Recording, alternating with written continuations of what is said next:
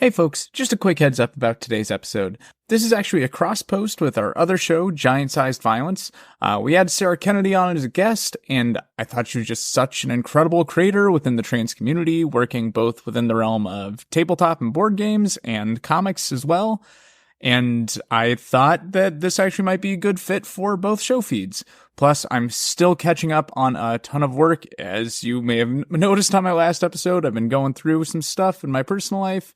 And I also have a lot of exciting stuff coming up next month with the launch of When We Transform. But while I polish up the next episode of Transcending Comics and get that ready, I thought y'all would enjoy in the meantime an incredible conversation with Sarah Kennedy about one of our favorite comics, Kaijumax.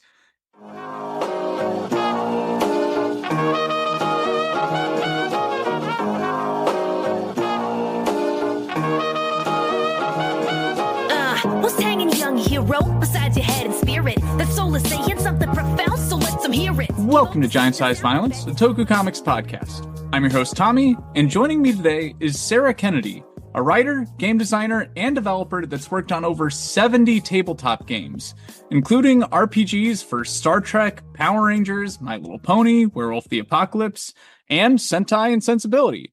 She's also contributed to short comics to various anthologies, and she just might love Tokusatsu shows and comics as much as I do. So, with no further ado, welcome to the show, Sarah. Hey everyone, how you doing? I'm just glad to be here. Yeah, I backed the Sentai and Sensibility Kickstarter campaign, and I'd seen your name and bio in one of the later rewards. And yeah, I saw their bio. I saw this. Whoa.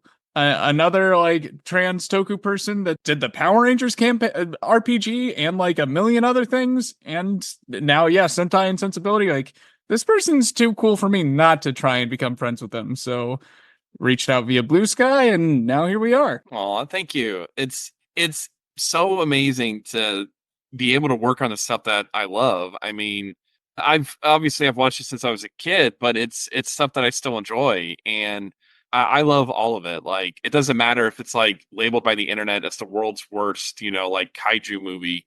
I will watch it, and even if I'm watching it to laugh at it, or even if it's like something I secretly enjoy, there's so many like giant monster movies that just make me so happy. And also sometimes I just kind of revel when it's really bad. Like, there's that energy you get where it's like, oh man, you remember the Power Rangers movie from like 1999 or whenever it came out? It's really bad. And yet I want to watch it again tonight. My favorite item in all of my nerd collection is a McDonald's placemat from that Mighty Morphin Power Rangers movie from like 94, 95. That's now signed by like all of the surviving main cast members. So like most of the Rangers, Bulk and Skull I just had sign up like a week or two ago. And yeah, even most of the comic writers so far. And every time I ask if they've ever seen this in an autograph line, and I've never gotten a yes. So like, I know I have a one-of-a-kind piece of nerd merch that I hope I can sell and retire off of someday. You never know, maybe. I would say get it laminated, but what if there's more names you want to add to it? My goal is that if I ever someday get to write for anything Power Rangers related, I'm putting my name on my own collectible, and then I'll feel like it's really complete. It always feels so weird. Like I love what I do, but then there are times where people are like, you have to sign my book. And my favorite self-deprecating joke is, half-price books won't take it if it's marked. Last year, when we were signing the Star Trek Lower Decks Adventure Supplement for the Star Trek Adventures role-playing game, we had like all these cool little boxes on the inside cover, and then it just became a race between me and the other writers to make the weirdest stuff that you could draw inside people's books. And mine was the Gorn, because I'm a great writer, not a great artist. And so people are like, is that like a snake sock puppet? It's like, sure. Or it's a really bad Gorn, whatever you want. Now, speaking of like your writing and your work, I'm especially curious about like in what capacity you worked with the Power Rangers RPG, since that was one that really caught my eye. I was even briefly on a live play podcast for it. So yeah, I was curious how you like where you came in on that. I came in, so after they started getting the core book complete, they needed adventures and they needed someone to proof the adventures. And I've known Brian Steele, who used to be one of the developers for Renegade Game Studios. And I've known him most of our lives. We used to, as we affectionately put it, We dressed up and acted petty together, aka we were vampire LARPs, and he is just a blast because we're both at our hearts nerds, and we literally just sat there like just we sat at a Mexican restaurant, and then we were bored because we were waiting on another person to join us, and then he was just sort of like, yeah, well, it's going to be the focus of the next adventure, salsa man. And he's got the little salsa thing dancing around the table, and he's coming up with little kung fu moves. And I'm just laughing. And he asked me, because I've worked in the industry for a while, if I could help out with getting the game across the finish line. And I worked on Power Rangers: A Jump in Time, where I wrote more than half the book with him. And that's the book that focuses on time travel. And one of my all-time favorite things is writing lore. Like, I know there are people who say, like they skip the lore sections because, they've either watched the show or they have a Wikipedia. Like, even I have to admit, it's kind of hard for me to defend what I do. And it's like, oh, so I can read about Zordon online. It's like, or you could buy my book. My book's got some cool things about Zordon, or it's on a wiki somewhere. It's like, yeah, it's a good wiki. You'll enjoy it. I stayed up 3 nights binging the whole wiki. But getting to write adventures where I'm putting Power Ranger teams through traps, or A Jump in Time was one of my favorite things to write because it's the adventure at the back half takes a bunch of my favorite heroes and villains from across Power Rangers. Like one of the focus of it is the Black Knight has returned somehow. Not to rip off Star Wars, but it's returned somehow. Somehow he's returned.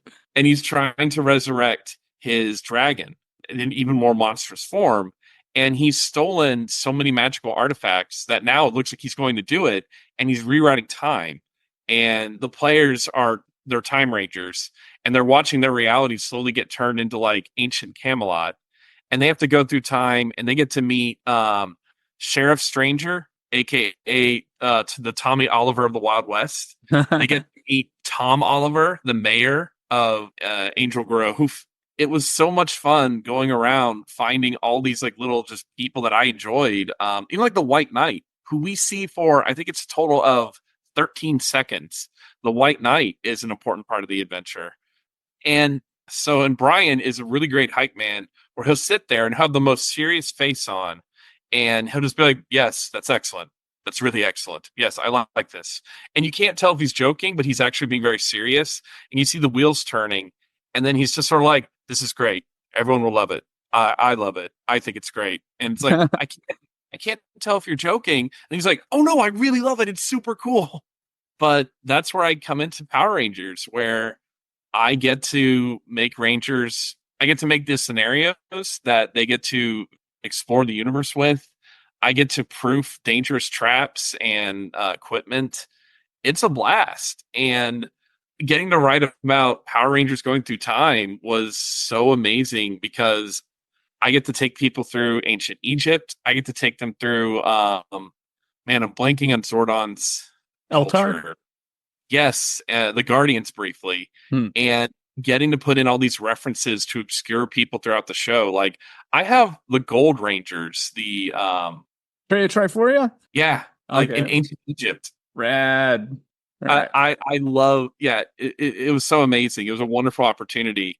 And of course, when our adventure gets submitted, you're always waiting to see what the licensors are going to say, because they're not bad people. They have a brand to protect, and they've literally heard every bad idea for Power Rangers in the world, and you're just crossing your fingers, like, I don't want to be another bad idea for Power Rangers. I just want to have like ancient Egyptian Gold Ranger, like, because that would be super cool. And is that usually the capacity you work on tabletops? Because I know you had contributed a story module to Sentai and Sensibility as well. Or like, are you often working on the actual mechanics of like the core rule books too? Oh, I do a little bit of everything. Like with My Little Pony, I work with Andrew Peregrine and everyone else, and it's weird to say that it was challenging because we had to approach role playing from a different perspective. Like, everybody thinks about My Little Pony, and a lot of people like to just make fun of it. Like, being like, that's for kids. You made a role playing game out of that? Wow. Do you miss working on adult stuff? And it's like, actually, it's not that bad. The show is pretty fun. It's got a lot of like secret geek jokes, and John Delancey shows up as essentially Q, Hmm. Q in the My Little Pony universe.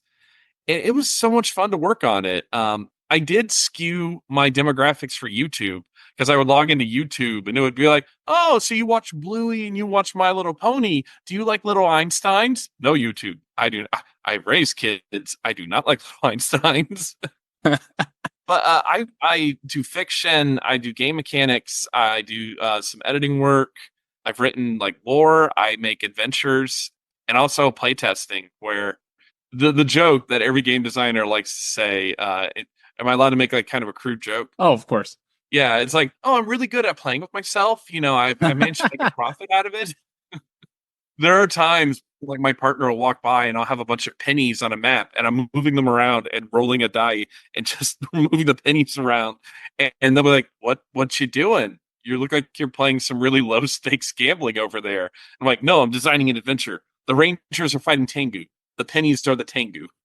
And that's stuff you have to work out before it goes to print, because if you make an adventure that you're sort of like, and the Rangers fight 50 million Tengu in a vacuum of space and they've got to save some astronauts, they'll be fine. And the adventure just sucks. Well, then people don't want to play it because, it's not fun. So you do kind of have to sit there and be like, oh, what a fight be like in Zero G with flying birdmen. And in 20 years, the only thing that I've not really done successfully is layout, and that's just because InDesign continues to thwart me. As far as writing goes, I know you're also working on a comic book. Yeah. Could you tell us anything about what you have in the pipeline for that and what kind of comic it is? So I was talking to Bug, who is the one who created Sentai and Sensibility, and they're also a huge Power Ranger and Sentai fan. Yeah, you don't And say. I can put you in touch. They're amazing. Oh my God, please do. And we're just talking about our favorite things, and then I was asking them where they came up with the idea for the setting of Sentai and Sensibility. And it's not just like, oh, I wanted to make a Richardson hack from Power Rangers. They had like all this stuff they wanted to do and all these stories. And I was just like, that is so cool. And man, what if we did stories like this? And somehow we both kind of settled on what would a noir setting be like for Power Rangers. And Bug's like, no, I'm not going to continue with this. I've got a game to make. I can't make two things at once. And I said, well, I don't know. I like the story. And I just kept spitballing things. And Bug was like, sounds like you're working on a story. I'm working on my game. And I was like, well, you know what? I'm going to write this story. And I actually started it. And I'm on like the third issue and looking at artists right now. It's kind of weird and trippy. Like, it'll definitely relate well to Kaijumax when we talk about that. But do you want to hear the basic premise? Sure. Yeah, please share. It's not that I have notes queued up on my iPad, which I totally do. I struggle with names, so if this name changes later on, just assume that I said the name 100 times and then was like, no, that's a bad name. Okay, you're not doing like I did with when we transform and transitioning the character halfway through. Pretty much. Yeah. But it's Sentai Sun City. It's very much an homage to like not only 1930s but 1950s-esque mystery movies, which I've also been watching a ton of those with my mom lately. And it follows Samson Dane, who is the Danger Red Ranger, who lives in the city, which is basically just called Super City. And it is the final battle site where all these teams came together. And we're talking this world's like, Sailor Moon and Power Rangers and Cyber Squad and VR Troopers. I've even got a reference to tattooed teenage alien fighters in Beverly Hills. The city is basically where all the monsters who were part of the Grand Army of Evil were forced to settle because they all came to Earth at the request of the Grand Empress to destroy Earth. And they get defeated, and all the major big bads are destroyed, but now their armies just kind of left on Earth, and nobody knows what to do with them. So they settled in the city, along with everyone else who had ties to like super teams, where like great powers were destroyed and great leaders are gone. So you have depowered Sentai and Rangers just walking around. And Samson, he actually got hurt in the final battle. So he is constantly in his, like, he's got his suit on, but he can't breathe that well. So he's always smoking the drug he needs to live, which is ironic. Uh, but he's a detective because he was what he calls a third stringer. He wasn't part of the main team. He was the guy that gets called in whenever they needed like additional help. If you ever watched Samurai Pizza Cats, he's a member of the second team, pretty much. The B list of Samurai Pizza Cats. Yeah. His mecha is Power Goose Alpha, a giant goose Zord. And I'm really curious how you get this to fit in like a 50s Sin City noir setting, but like you've definitely got my interest with this. Wow.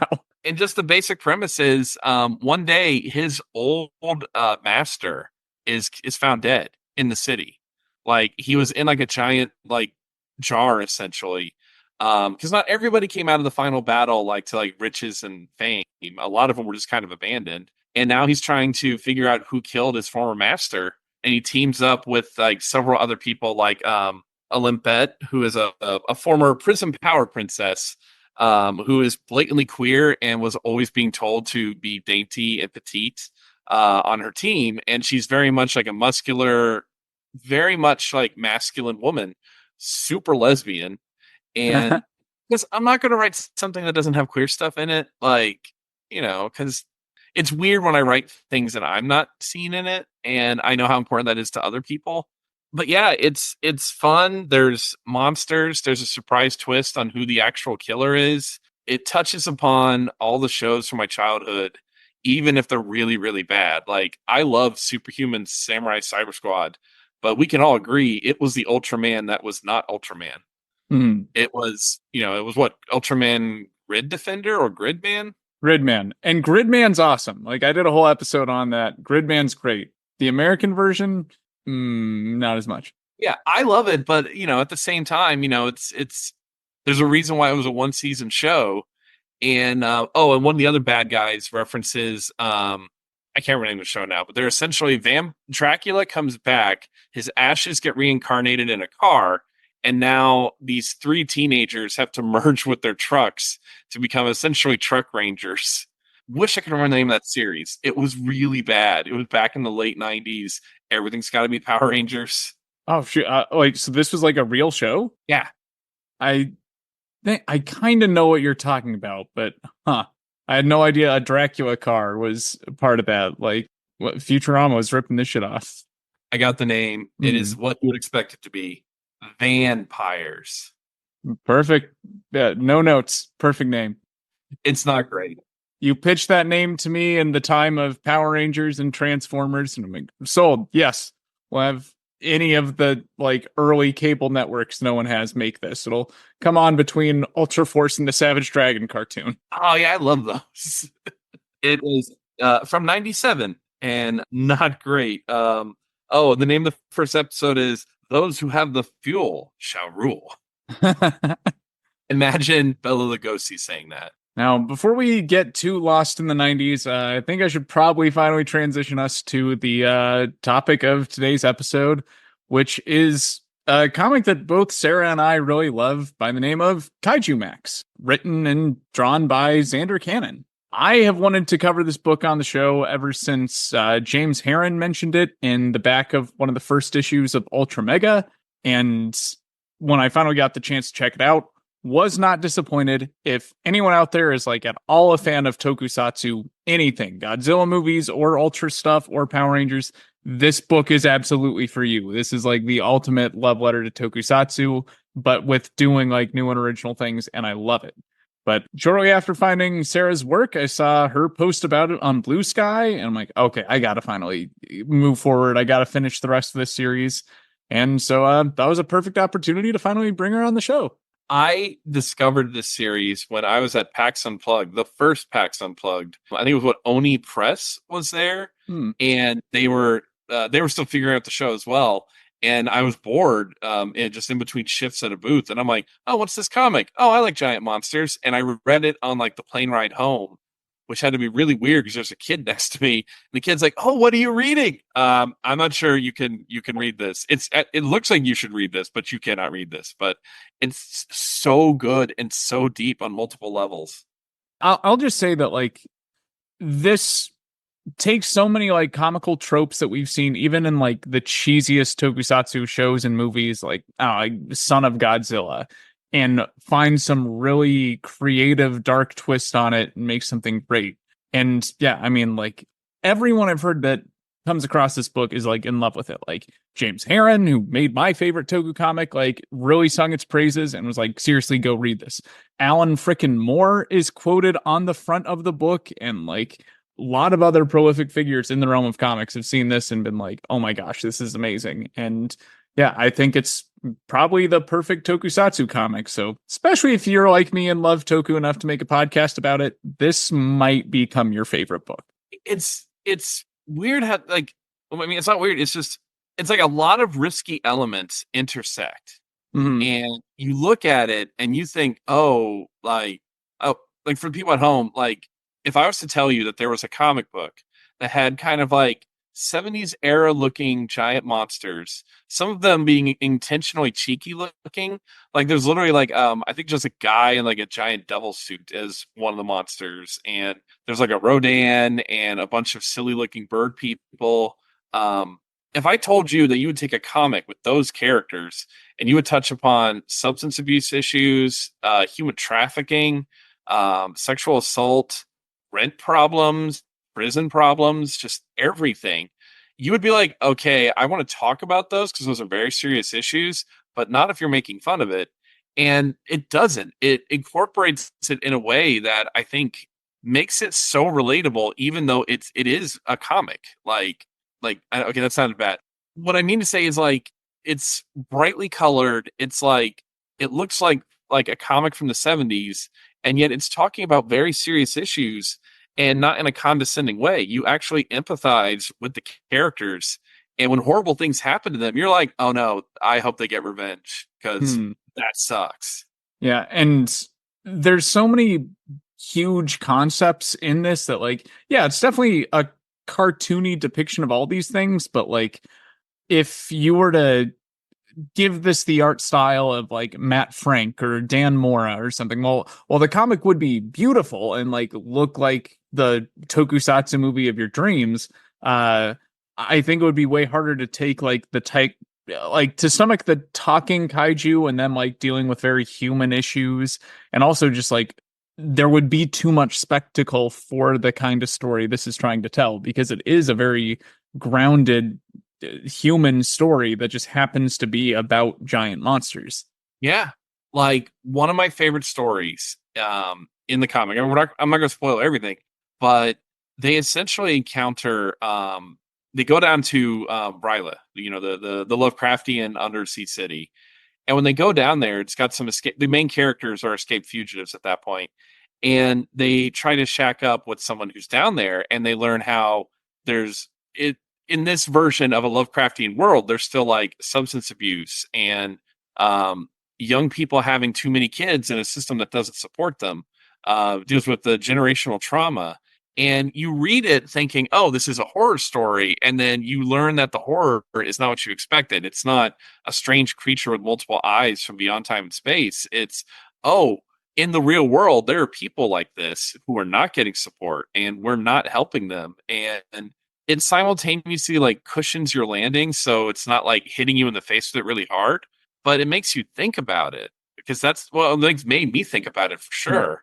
Yeah. Now, before we get into like all of our favorite subplots and the things this book explores, I'd like to just kind of do a quick summary, or more ask, like, Sarah, how would you pitch this comic to someone that you think would be interested in it? Man, it's like Oz, the TV show Oz, meets Venture Brothers meets 1960s Godzilla cartoon. Mm-hmm. Yeah, I think that's the perfect amalgamation of things to get this thing's like look, tone, and content. Because yeah, like I also say, like this is a prison drama with kaiju, with all of the tropes and narrative staples you would expect from a prison drama.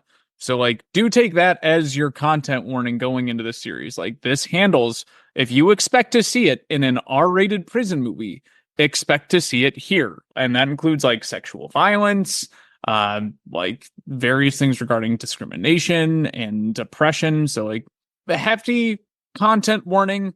With that said, I'll say I think they handle all those things pretty respectfully. Like, even though this is happening to giant monsters and people that look like Ultraman, like, it at least takes the ramifications seriously, and we see realistic human consequences to all these things. It's not just like doing it for shock value or to give characters motivation or like fridging them in a sense. Like, it's done as a way to explore trauma, and that's the way I want to see this stuff shown in comics.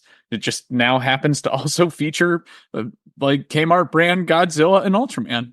And it's incredible when like I think that for me, that's what helped me identify more with it, because for me, I got drawn in with, yeah, I like giant monsters, I like giant robots. Oh, hey, it's like Ultraman. That's kind of like, a team of Ultramen working as prison guards. And on the surface, like I admit, I grew up with like several prejudices that I'm still working to overcome today. And so I'm like, oh wow, what if I was like, a super powered prison guard at a prison for monsters? And then you see what a lot of like modern prisons are like in the comic. And the creator has been very honest about his feelings towards prisons, the justice system in the United States. And this really does kind of like put it all out there for you, where it's like, yeah, you've got the good guard, the guard that wants to do things right and will take care of the prisoners and believes them. And then you've got the 5 or 6 bad guards who don't. And I had a friend where he read it and he just talked about how it hit him hard because he had family members who had spent time in prison. And it wasn't a comic that he was going to recommend to them because he felt that it would be too triggering for him. But the stories that they told him, he saw in the comic. And he said, yeah, it sounds comical. We all joke about, hey, I'll trade, like $5 for a cigarette, or, or we make inappropriate jokes about how like people get turned out for, like soups, essentially. But some of that actually happens. And this comic really teaches you a lot of like substance abuse issues. And like one of the subplots is about the main character who's Electrogore. Yeah. Yeah. Electrogore is this kaiju. He's like a beetle shrimp guy, and he makes raw plutonium nodules on his back, which we learn is to feed his kids, because that's how his kids feed. They need radiation to live. All the monsters in this world, they get high off energy, but some need it to live. And he essentially has to, people realize he can feed them narcotics because too much of it makes you high. And he gets essentially like threatened and almost trafficked around this prison because he can make drugs that get people high. And seeing him try to survive as multiple prison gangs, which, man, Zander really chose like his ability to blend what sounds like comical, but what's also serious, is incredible. Because some of like the prison gangs are like, that's a cryptid gang. They're made up of cryptids like Mothman and Nessie. You don't mess with the cryptid gang. And over there, you've got, I think it's the Shokugawa, which is their term for the old monster movies, and they're led by Godzilla-esque character who's a giant whale. Yeah, they call him Ape Whale, which I think is like a literal translation of Gojira, like what that name derived from. And all of his gang is like very clear analogs to classic like Showa era Godzilla villains like King Ghidorah and Rodan and Anguirus and such. And it works. It's just so incredible. Like, for anybody watching this, like, it is, I just recommend, like, go to your library, see if they have the first trade, or take a chance. I really think you'll enjoy it. It sounds silly on the surface, but I assure you, like, I know I'm probably like reassuring people for no reason, but it is just a really thoughtful comic that just, it'll teach you a whole lot. Obviously, don't end your education there. Go on and read blogs, like, read, like, go on Wikipedia, watch YouTube videos.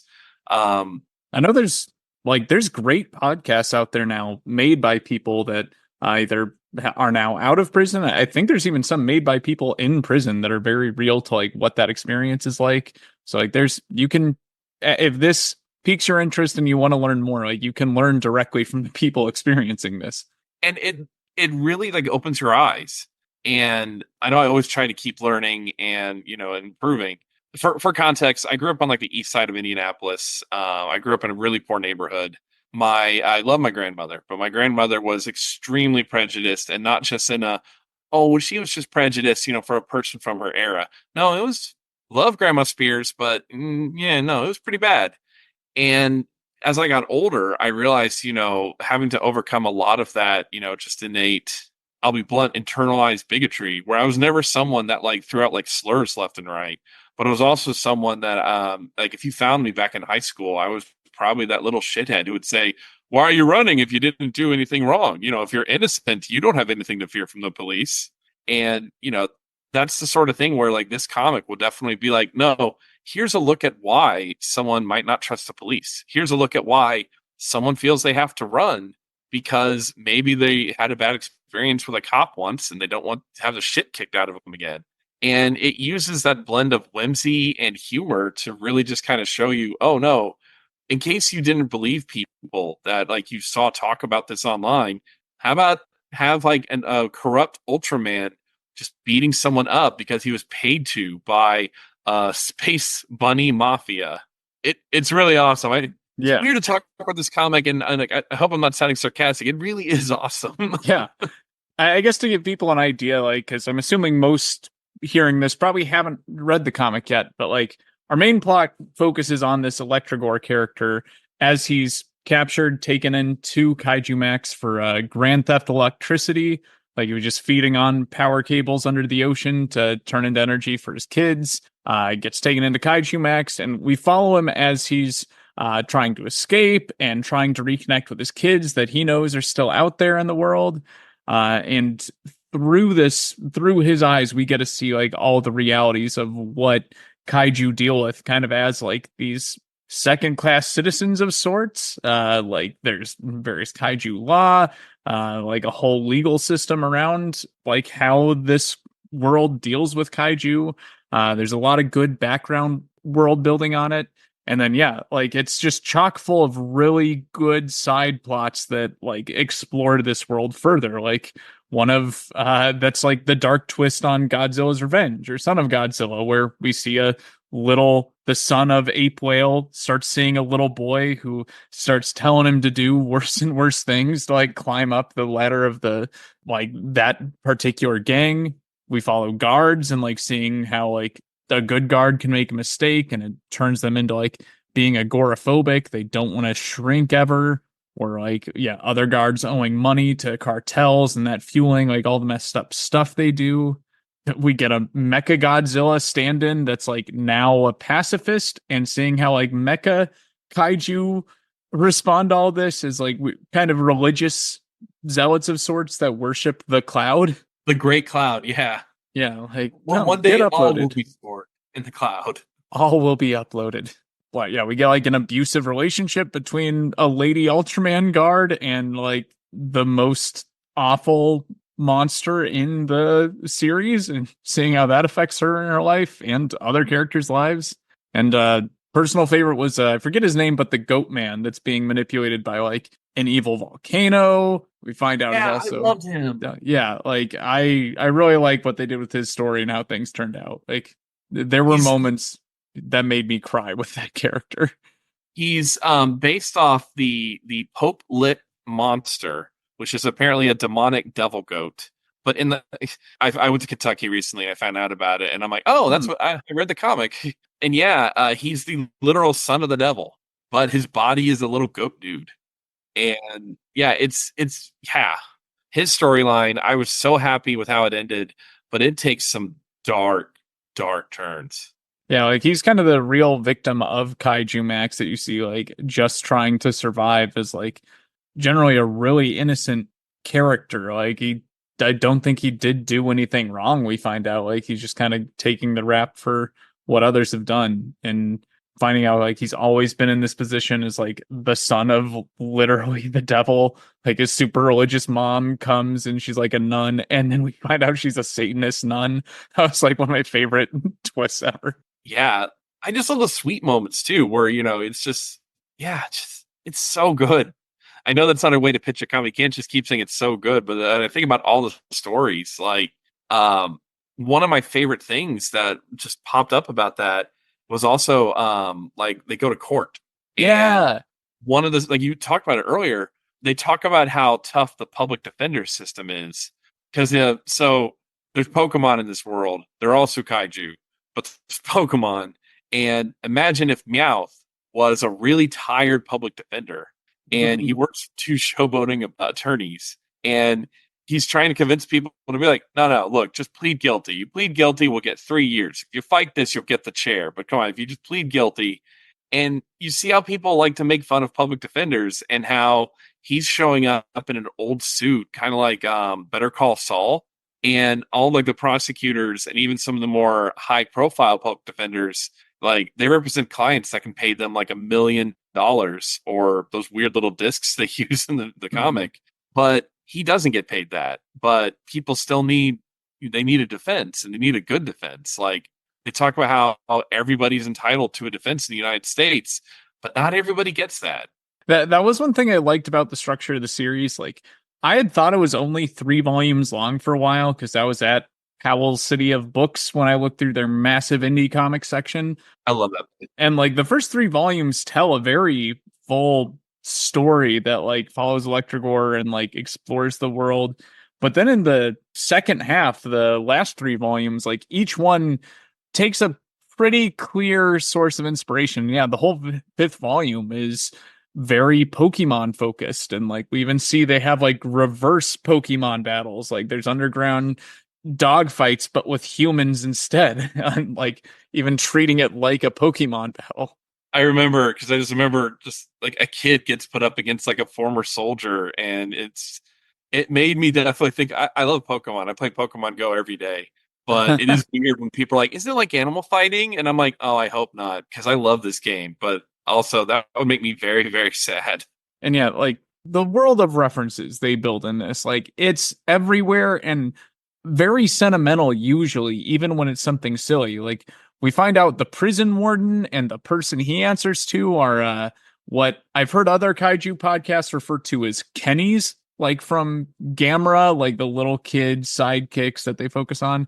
Yeah, the prison warden and his superior are both like Kennies that had this really traumatic experience with a giant turtle kaiju that they were trying to champion, but like it was just their imagination that he was good. He was still just there to eat people. Yeah, like, oh no, he's good. Yeah, he knocked over that tower and that school bus, and now he's devouring that school and the children on the playground. And yeah, I that would probably be my luck, where I'd be like, no, Gigan's a good guy. I love Gigan. He's great to his mom. He's got a buzz saw on his belly, but surely he's a good guy. Up, he's killing people. He's killing a lot of people. He's siding with Ghidorah. Yeah, no, this isn't good.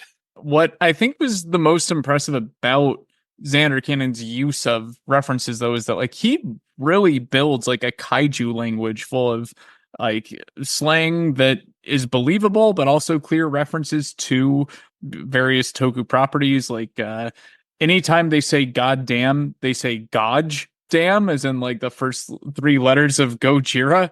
Like, oh, okay, I see what you're doing there. Or like Red King is what they use in place of the F word or as an insult, which is like reference to an Ultraman kaiju. I think one of my favorite was like no one respects Woofy, the son of Ape Whale that's like he looks like Minya. He's that like nervous and goofy looking and like doesn't want to fight. So they call him a Zuki ass kid, like God Zuki, the little dragon from the 60s cartoon. And yeah, just everything they put in there. Like I don't know if I've ever seen a comic like build a language like this well. And it flows so seamlessly. Like I love Battlestar Galactica from the 2000s. But there were times, where they relied on frack so that they could say the F word on TV. There were times when it just didn't really work. It was just very much like it was a made up word and put in place in the sentence. They really wanted to be like, "You mother fracker." And it's like, oh, we know what you were trying to say. Okay. But in this one, like it like they'll say like, "What's up, Myzilla?" as they see each prison yard. And it works. And all the other things about the culture too, like I talked about how they feed on radiation, but some of them like they dose with it, and like they'll inject themselves with industrial waste to get high, or instead of cigarettes, they have smokestacks full of smog that they puff out of it like a cigar. It's taking the normal and horrifying and kind of making it into like the extraordinary but also horrifying. Mhm. That's really a tough line to walk. And I just was like, it made me laugh a couple times when like you're reading through it and you just see all these things like one of the main characters, the one that we mentioned was agoraphobic. He just keeps growing weapons. He can't control it. He just, as he gets scared, more weapons pop out, but he doesn't know how to put them back. So he's walking around. He's kind of like a giant turtle full of cannons. And his arc was wonderful, especially when he, I guess I don't want to give too much away, but yeah, Yeah. I know I kind of meandered there because, again, there's so many cool storylines to follow for a 6-volume series. It's got so many interwoven plots. You would think it was easily 10 or 12. Yeah, and it's not, I don't think there's any one of these subplots I'm like, this character. Like, no, I'm very invested in every little side plot line they do here. The only one that I hated at first involved the unicorn. When I was reading the issues, I was kind of iffy because they introduced a character who's basically a giant kaiju unicorn who's fond of children. And I wasn't sure where they were going with that because as a queer person, I was wrong to doubt the writer because the writer actually, I can't give away all the storyline, but the writer delivered. But there was that moment when I'm like, oh, where are we going with this? This could be very, very bad because this is a giant monster obsessed with children and it's a rainbow unicorn. Where are we going with this? And the storyline actually, it's meant to be hard hitting. And that was the only time in the series when I'm like, I don't think I'm going to like this because I live in a conservative state. I hear about conservative laws that are passed all the time. There are times when, I like to see myself represented in comics, but then there are times when I'm like, oh no, I've not that storyline because that's Mhm. really hard hitting. This one did deliver and it is horrifying, but I think the people who read it, you're gonna it's one of those long arcs where you're gonna get the payoff much later, but there is a payoff to it. But it's also something I think we've talked about is just how creepy the comic can be at times too. Because that character hits every button on purpose where it's not just like this and I say these words with respect. The unicorn is portrayed as like a very like mincing feminine gay guy, like mannerisms, how he grooms himself, how he walks. It almost seems like when you meet this character it's like, oh, is this a very poorly thought out stereotype? But the Zander Cannon does explain a lot more about that. But that was the only storyline that I read it or started reading it, and I'm like, oh, this gives me pause because this could go horribly. Yeah, and I mean, I really enjoyed aspects of that character in that, like, we've seen drug use among the kaiju, but he kind of embodies like psychedelic culture. Like, I would say he's like if Miss Frizzle from this Magic School Bus was instead a giant kaiju that just makes kids trip balls, and that's their magic field trip. Like, there's even school bus stuff involved, but like, there's a lot of familiar language from like figures in the psychedelic culture, some like more problematic ones of like being like, oh yeah, like it's a good thing, or like we're gonna let them go hard and they'll face inward, and like it's clear he's kind of trying to manipulate them and like position himself somewhere in there, like he's the charismatic leader that's using psychedelics as a tool to get what he wants. Yeah, like the way he wins over people and seeing how creepy his magic is. I mean, we talked about a character earlier that was the son of a devil, but he looked like a cute little goat creature. And then this character he very much plays on the fear of like an intruder, of a threat, and it works in the fact that it kind of tells you up front you're not going to like this character. Like you kind of hold out hope. Like you're kind of like, but it's a unicorn. I love unicorns. But then you see just enough things where it's like, oh yeah, they're tripping balls in a bad way. They've got like blood coming out their eyes. He is not a good guy, especially since he's just walking around giving people acid, like really, really strong acid to giant monsters. Really, my highlight of the series of like, okay, if you're gonna check out one volume of the book and say your library's missing volume one, Volume 4 works pretty well on its own and is everything I could want out of a comic without ever realizing it's what I wanted from a comic. And that this one follows the women's prison of Kaijumax. And Yeah. it's orange is the new black meets Power Rangers. And that's the perfect comic for me. Like the warden is the Green Ranger. Like she's got the same chest thing and a giant dragon mech. And before this point, all of the mechs we've seen have been like more Gundam inspired, I would say, or maybe a little Ultra inspired. But this is when like they really lean more into like the Sentai Power Rangers vibe with their like quote unquote heroes or wardens. And that also, like, it talks about things I think, like, I wasn't aware of that I had to look up, like commissary day, which is very important in prisons, and how if you're someone where your family forgets to load up your commissary card, you have to watch all your friends go and get things that they need, or even just also things that they want, and you don't get to partake in that, and how that can be damaging to your mental health, where people are buying things like, shampoo, lotion, other things they might need, but then also occasionally chocolates and things to make them feel happy.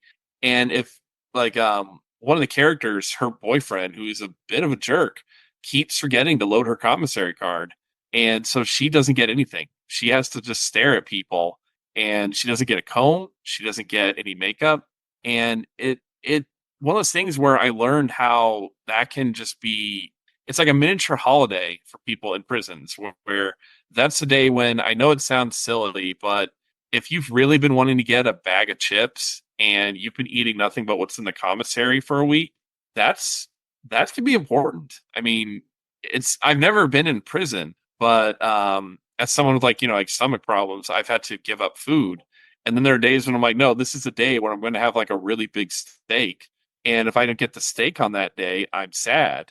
And obviously, it's not the same as someone in prison, but having been the person at a table watching everybody else enjoying whatever steaks they want, and me just staring at them while eating just my basic food, it really teaches you like how we need to do more to help people in prison. And I'm not saying that everybody who goes to prison should be like treated with kids gloves, but I am a really strong believer in reform. Like, unless we're intentionally going to keep these people for the rest of their lives, we have to let them out eventually. And why are we not working on making them into better people? Like, I mean, it seems like a lot of prisons, from what I've observed, a lot of them are just cruel and mean and beat people down, and then they just let people go one day. And I think that we should be doing more to help people with their problems and figuring out why they do it. It's very expensive. I'm not doubting that, but unless we're going to keep someone for the rest of their life, we should really do something to help people.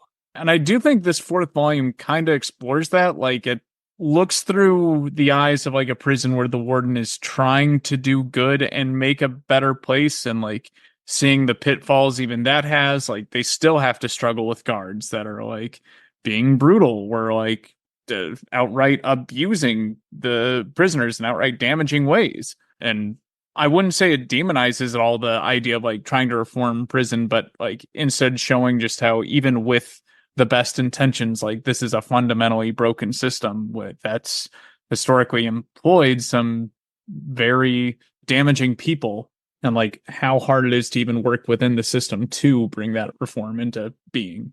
Yeah, and some of these people are like a really strong theme throughout the series is some of these people who are picked up are essentially they're illegal immigrants is how they're treated. Like Electrogore, yeah, he feeds on power lines, which is damaging, but he needs it to live. He's not walking around destroying cities, but he gets arrested one day where he leaves to get food and he gets picked up and he's processed and sent to a prison where they're like, this is where you monsters belong. Monsters live on Monster Island. That's where you belong. And he's taken away from his family, and he wasn't meant for prison, and he didn't do anything wrong. He just fed on electricity. And I think that was just Xander's way of talking about how in prison, yeah, there's some bad dudes in prison, but there's also a lot of people where either they were immigrants who got picked up and for some reason were in jail instead of like deported, or maybe they were framed for crimes they didn't commit, or even also, what if the crime was really minor? I mean, Electrogore, yeah, he damaged power cables, which to a human, that's like $1 million problem. That's really serious. That could be really bad. But in a world with like quantum computers, time traveling aliens, starships, he just nibbled on some power cables. Why is he going to prison for the rest of his life? On a lighter note, I do want to call out one of the jokes of this volume that I felt so seen. So every member of the crew at this women's prison has a giant mech they get into. For the most part, they're just regular people that like one's got a dragon mech, there's one kind of like Gamera, a bunch of different ones. And then at the end of the night, or when things like get escalated at the women's prison, they all combine into one giant mech. And then they casually, because it's the board of directors driving it, they casually mention that they call it the mega board. I'm like, oh my god, this joke was written specifically for me. Megazord pun. Oh my god, I can't believe I found this in a comic. And yeah, I was freaking in love. Like I was resold on these later volumes that I had only just discovered existed. Well, someone told me like the bunny cartel apparently comes from some joke about medieval manuscripts where bunnies were the villains on like in the sidebars where like bored monks would draw bunnies attacking people. And apparently in one of those, the bunnies are seen coming down from the moon. So you have a bunny cartel on the moon who make money robbing people and taking their stuff. That makes me wonder, like, was this just a few people's like fun doodle that caught on like an old timey meme, and now like anthropologists have to wonder if this was like a deeply held religious belief or cultural belief that oh yeah, don't mess around with bunnies, they're evil. I don't know, like there are times when you look through those sidebars and you find like snails with like literally flails for eyes, and you're thinking this guy was bored. He just got really bored. Then there are other times though, like one of my favorite anecdotes about medieval lore, because I have a degree in history, is that Christianity used to be a whole lot cooler at times, and you could go on like pilgrimages and go to like churches known for fertility, and they would give you dick pins that you would pin to your cloak. I would literally just be like, "Oh, you went to the church over in Italy for fertility." And it's like just a giant.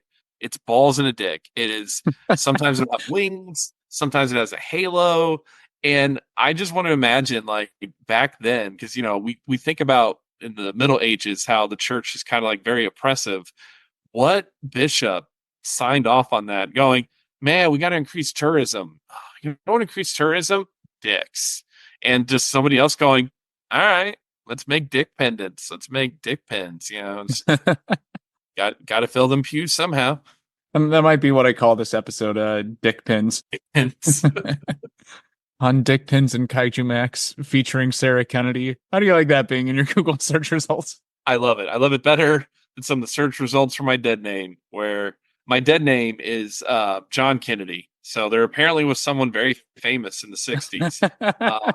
Then I started going by like John D. Kennedy, but I didn't Google that first. And so then I Googled it one day thinking, oh, I've jumped to the top of the search results. And Confederate General John Dobie Kennedy. And, oh, that's not fair. And like 3 down, it's me. But it's like, oh, come on. Dang, I mean, I know you said you were raised with some prejudice, like in a bad southern town, but Confederate General, Sarah? Geez, I don't know if I can be okay with that. That's great. Well, I'm going to delete this recording. We've never met. Yeah, not getting canceled for this. That's how I felt, though, when it's like, oh, I've been telling people to look for John D. Kennedy online. They must think I'm just really into, like, the Confederacy. Now, go ahead. Another thing, I guess we touched upon it, was also, like, some of the racism that's talked about in the series, too, where we did talk about, like, the cryptids and, like, the other ones, but the series does a really good job of, like, how there's even, like, the normal-looking monsters. Like, there's a monster who's something like Geonite something, and he's to protect Korea, and he looks like a giant wooden knight, and everyone loves him. But the hero that saved the town multiple times is this, I believe she's called a Mongo, and she's like this ogre-like kaiju who has saved the city more times, but they arrest her on site where she beats like the big menace, and they go, that's the monster, gotta arrest her. And it's interesting how it talks about appearances, where some of the creatures in the prison look completely threatening, And then others look peaceful and benign, like a giant volcano, where it just shows you your deepest, darkest secrets in a horrifying way on purpose. And I was really curious about Geonite and really all of the South Korean kaiju they show, because I do know that there's like plenty of kaiju movies from that nation. And I was wondering if like Geonite and Mongo, like if those were direct parallels with movies I'm just not familiar with. But like, I don't know either. It was good though. He was cheesy and dumb, but yeah. Oh, probably a weird note to bring up towards the end of the episode.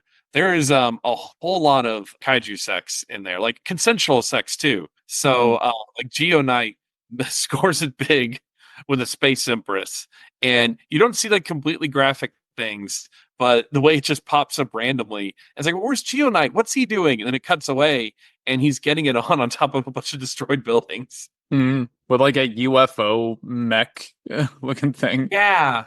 Now, things I want to make sure we touch on, like, I just want to know if there were any, like, favorite references of yours you caught in this that we haven't touched on yet. I love the Voltron references, especially in the first two volumes, where the world is protected by all these different, like, guardian teams. And one of them, like, it's a giant robot that continually summons, like, Thunderbirds-esque vehicles to give it more weapons. And these weapons are sometimes, like, like a jet that turns into a chainsaw or a ship that turns into a boot. And it made me just giggle just because I'm trying to imagine a world where there was an engineer who had to work on that. And a friend of mine's band, they're called the Shake-Ups. They do homages to different cartoons, and one of them is Voltron.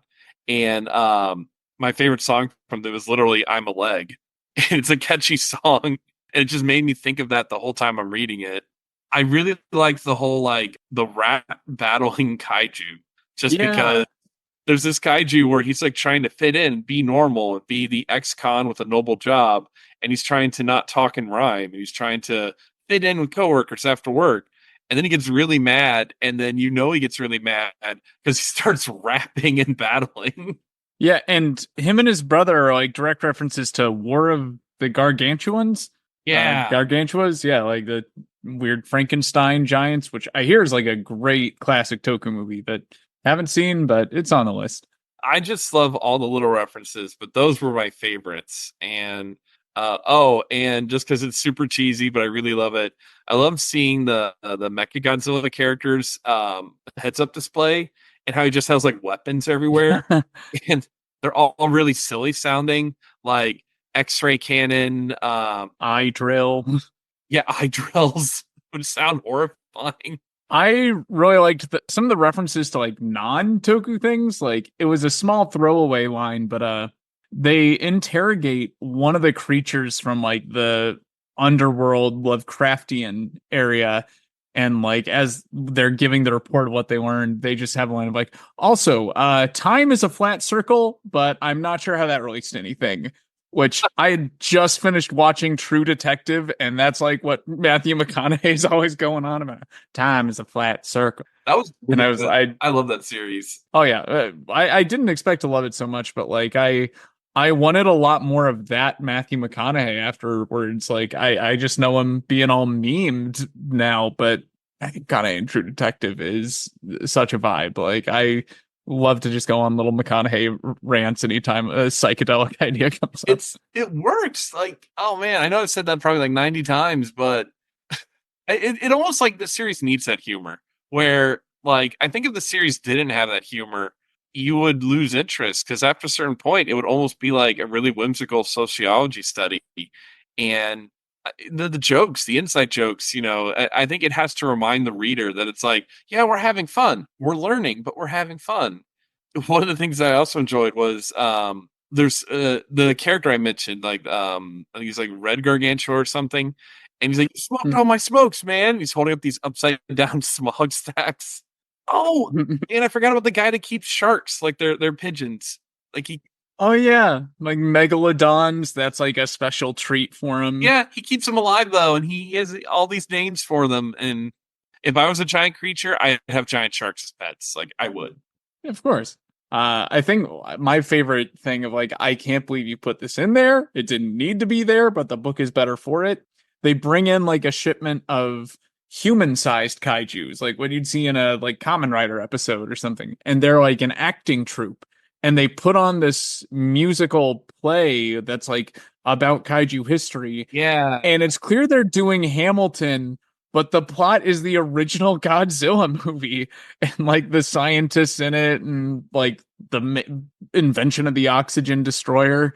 And like that's just the whole through line of that volume is like they'll keep cutting to this kaiju history as wrapped by little kaiju. It was because they show it from like the perspective of the monster and talk about how it's like, hey, you're born and you're in this new world and you've got all this power, but everyone hates you. And yeah, you accidentally destroy a city, but there are times when you want to destroy a city. And it's like, you know what? I'm a good person, but also if I was a giant monster and there was a city and I was reasonably sure it had been evacuated, I'd probably destroy the city. I mean, I would aim for like, like the shopping mall and like the abandoned parts of the city. Yeah, the places the Power Rangers are always fighting, like it's the safe ground. But those scenes with the Hamilton crew made me wonder if Zander Cannon actually has some stage experience, because one of the issues ends on this like really genius like lighting effect of like they kind of shine a skeleton onto the exterior of an actor to like portray the oxygen destroyer going off or like his death. And like it's a really subtle effect they apply over a couple panels. And like maybe Xander's just a genius artist, but like this feels like someone who knows a thing or two about stage lighting made And this. seeing giant monsters be stagehands was also just like I did stage crew back in high school, which was forever ago. So I'm not sure if my experience really applies here, but I could definitely see where it's like you see monsters in the background trying to stay off stage while they're like simultaneously moving curtains, or having giant monsters portray humans where they're like, I'm Mr. Scientist and I've created the oxygen destroyer. And he's got glasses and a giant trench coat on. And he's like walking like a human would across the stage, waving at everyone. One of the like ones that really surprised me, but like was a delightful little reference.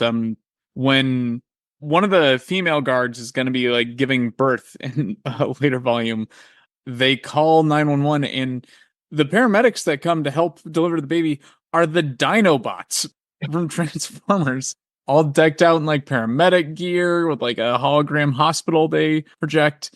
And like that was just when it really clicked that just how like in an Adventure Bros, how they always bring in like some character briefly mentioned or seen in the background for like anytime they need a new plot relevant character.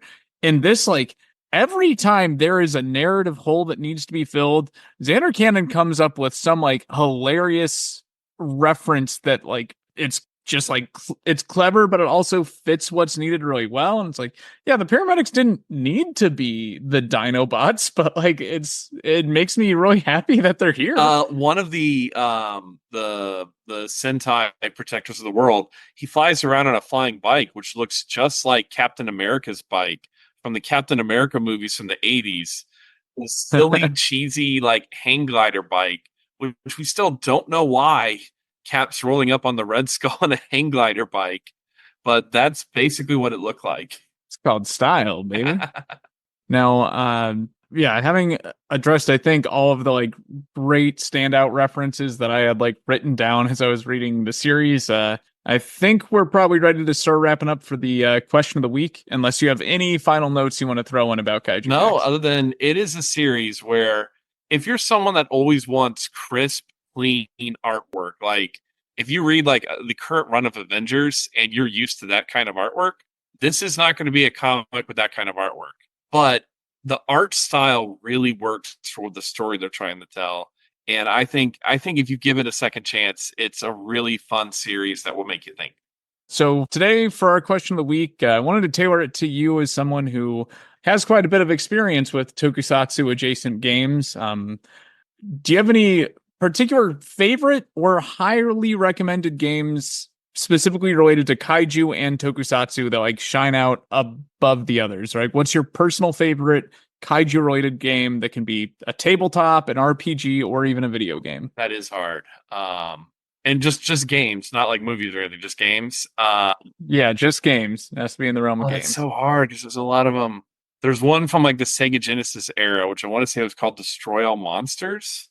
It was an arcade beat 'em up where you played as like 8 different giant monsters. Yes, I'm cheating by looking at my tablet off camera. Um, I really like Pacific Rim from Evil Genius Games, which is another game that my friend Brian's worked on. It uses a system similar to 5th edition D&D, and Okay, so it's a tabletop. yeah, and I'm a huge fan of that universe. Where I thought that universe has been criminally underexplored. Like we got one really great movie, and then one okay movie, and then a very confusing anime. But it's one of those. It is one of my favorite settings. And one of my favorite kaiju board games is King of Tokyo. Yeah, that was the main one coming to mind for me. That one's a lot of fun. Yeah, that's so cool. I've spent a lot of hours playing that game. I used to play a similar game, which was a miniature game. It was called Monster Apocalypse, which is still out, although I haven't played it in years. But they've covered like every single kind of trope.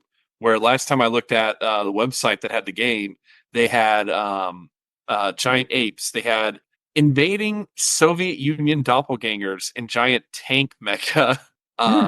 It's one of those things where like, the miniatures always seem to be more collectible to me than the game because I enjoyed the game, but I also just like collecting the miniatures more. Yeah, and that Pacific Rim one, had no idea that had a tabletop, but like, does that play with the whole like synchronization thing between two people as one of the It mechanics? is. I love reading the books. I haven't got a chance to play it yet, but I know that you pretty much you pair up with someone there at the table. Although they have an option to have like a 3 pilot Jaeger, just like it was in the movies, and you work together to pilot a Jaeger as you're fighting the kaiju. And of course, you know you're not playing as kaiju in the setting; you're playing as the Rangers.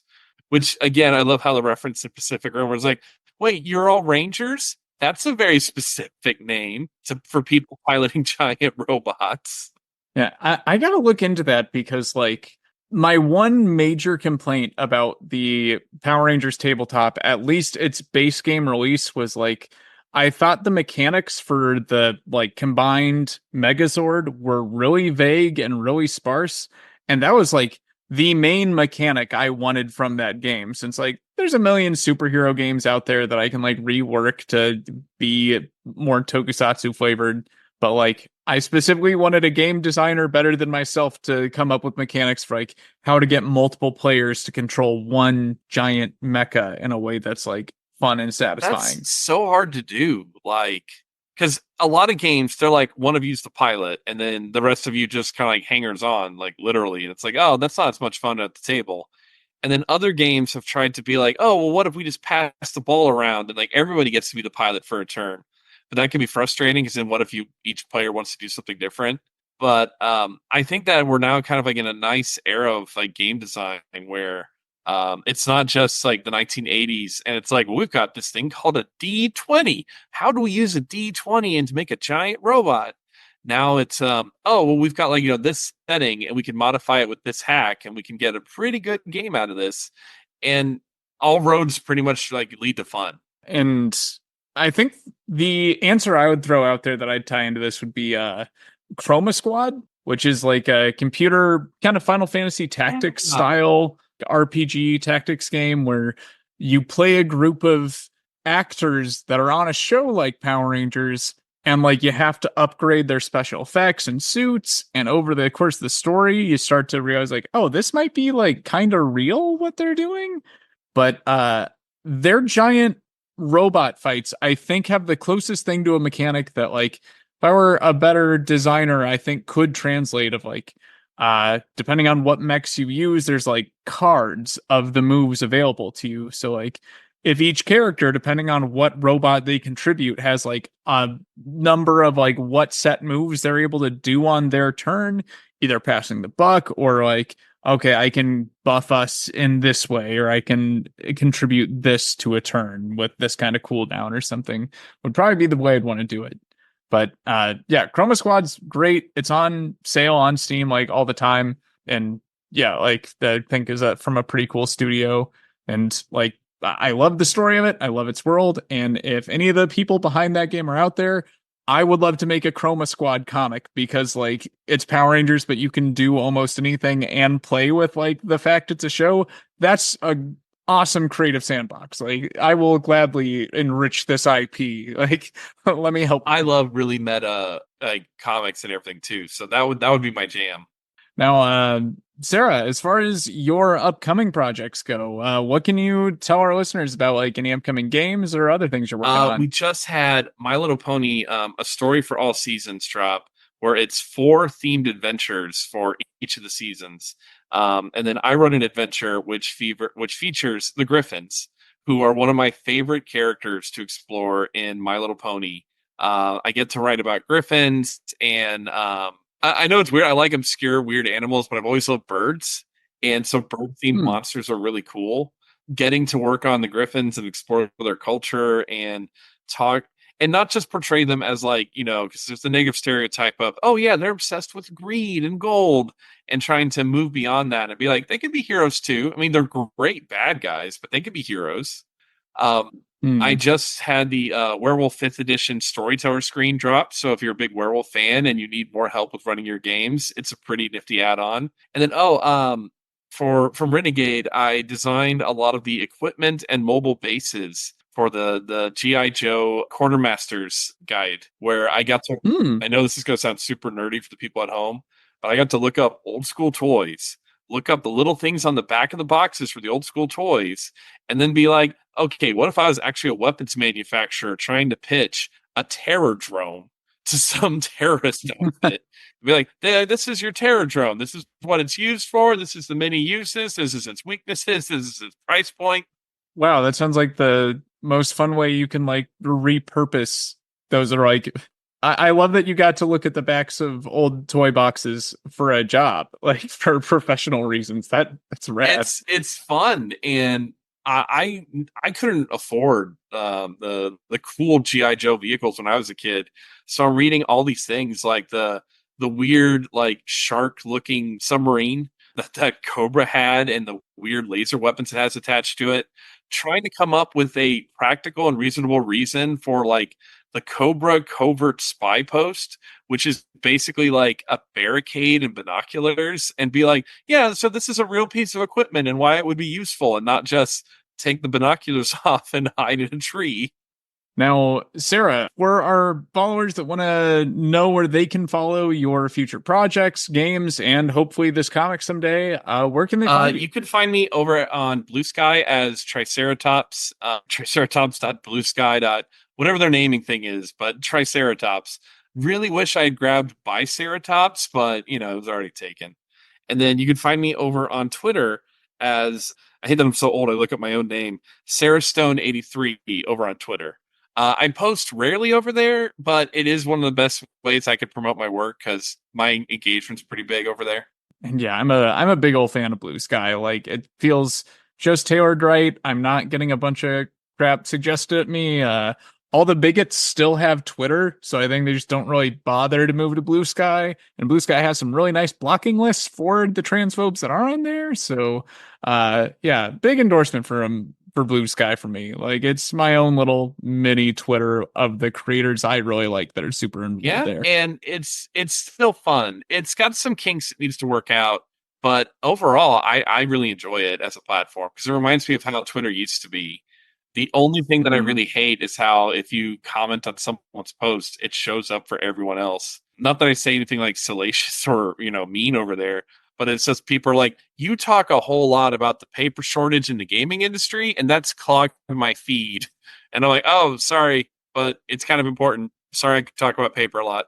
Yeah, and they do have settings that, like, okay, a response has to receive so many likes to show up on your feed, and that does come in handy because I had the same problem when I first signed up of just, like, a lot of responses to conversations I was not following being the majority of my feed. But bringing this home here, if the listeners at home have requests or recommendations for content you'd like us to cover in the future, you can send them our way on social media. You can find us on the Giant Sized Violence Facebook page, on Twitter is @UltraMegaCast, or email us at giantsizedviolence@gmail.com. I'd like to thank you for giving our podcast a chance and give a special shout out to artists Ray Day Parade and Dark Moon Home Video for designing our logo and our cover photos. Also, special thanks to Sarah for joining us today. Thank you so much for coming on just to gush about Kaijumax with me. As you can tell, sometimes I just get so excited that it's kind of like, oh, let's talk about every single nuance of the comic all at once. But yeah, thanks for having me. This was a ton of fun. Our intro and outro music is You're an Ace Kid by Demon Dice from their album Alcatraz. Check out 3P, Shut Up, Get Happy on iTunes and Spotify. We hope you join us again next time as we continue to explore the world of Tokusatsu comics. But until next time, take care and remember to do your part in preventing the spread of the kaiju virus. Freedom can't be seen by downcast eyes. So raise your gaze until your death beats all and chase your fist to the sky. Refuse to die or let them make you small, cause they love just to see you convinced you're just a brick in the wall. But you're not just a brick in the wall. La da da da da.